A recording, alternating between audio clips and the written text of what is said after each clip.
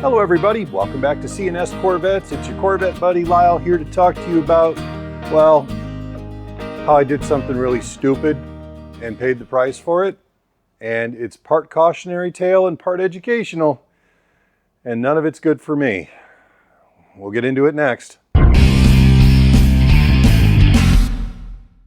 So, right before the 2 hurricanes hit us 2 weeks in a row, we had some really heavy rains here in Sarasota.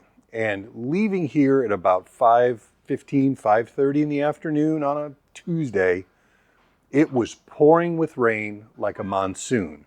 Cloud cover was so thick that we all had our headlights on because we couldn't see anything. And I was pulling out of our little street, driving my Corvette, and there's a bunch of schools on the 2-lane road that's kind of the main drag right by our shop. And for whatever reason, they had some kind of ding-dong or accident down by one of the schools, and the traffic was completely stopped. Now, I had somewhere I had to be after work, so I'm like, man, I don't have time to sit here for this. So I pull out and I turn right like I'm going to head toward the interstate, and nothing's moving. And we wait, and we wait, and it's pouring, and it's raining, and we wait. And I realized there's about 100 feet behind me and to the opening of our little road here. And I see this giant semi car carrier, like the ones you see on the highway with all the multiple levels and open and stuff like that. He's patiently waiting. I'm like, oh, okay, I wonder what he's going to do. Well, he takes a left into the neighborhood across the street. I'm like, oh, well, I know that's a circle in there. I figure he's going to go in, do a loop, come out, and go the other direction because there's a stop sign not too far that way where we can kind of exit the area. I said, all right, he's in there.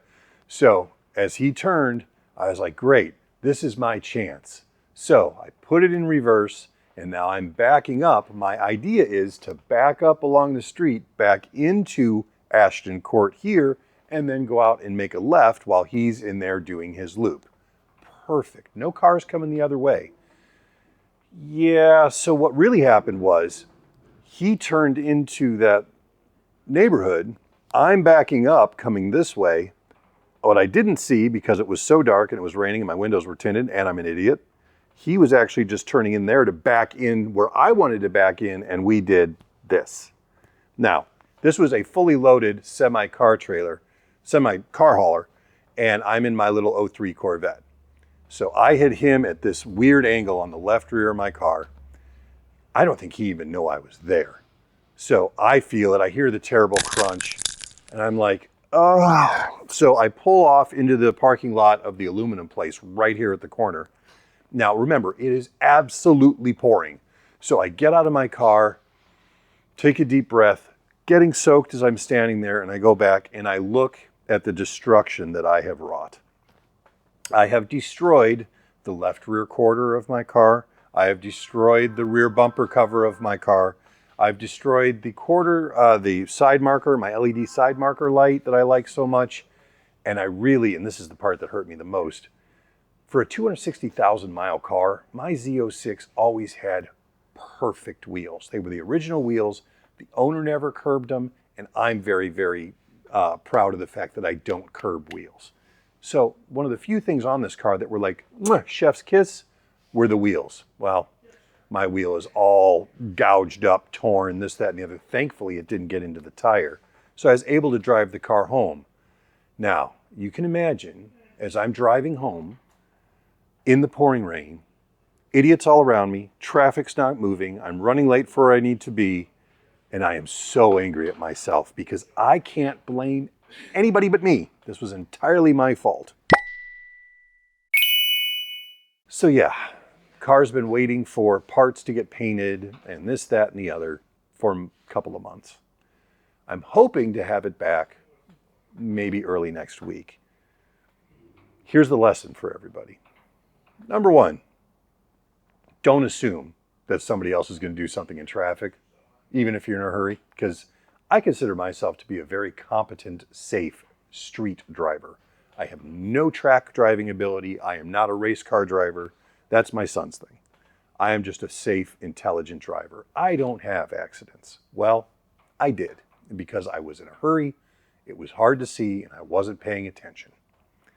The good news, and the whole point of this video is, I'm very thankful I was driving my 03 rather than, say, the old 73 big block that I used to have, because when it came to fixing this car, it was a matter of unbolting the quarter panel, unbolting the rear bumper cover, getting 2 good donor units, having them painted to match the car, and bolting them back on, and buying a brand new wheel, which, let me tell you, an original NOS wheel for 03 Z06 is not cheap. It was $500.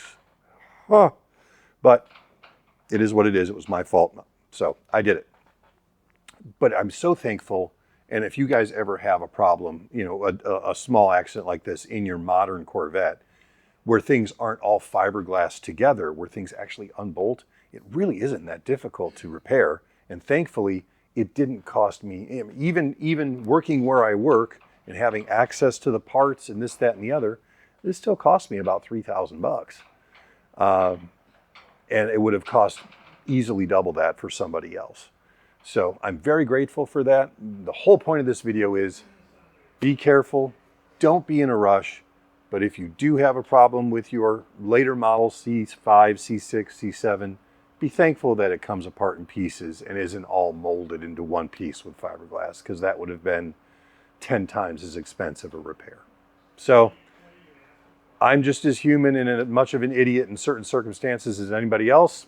And if you've been in that position, you know exactly how it feels, especially when you can't blame somebody else. So just wanted to share that with you, let you know that, yeah, sometimes I have my head up my, yeah, too.